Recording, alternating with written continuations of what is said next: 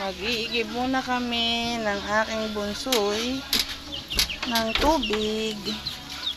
Dahil wala na po kaming tubig sa aming mga drum na iniipunan ng tubig. Ayan siya, oh.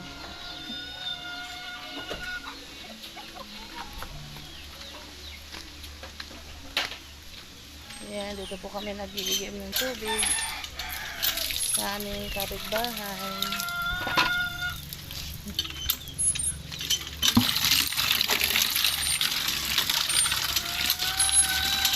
Madali lang naman siyang bombahan. Madali lang po siyang bombahan. O tama na yan. Hindi mo na kaya yan. Yung isa naman ang punuin mo.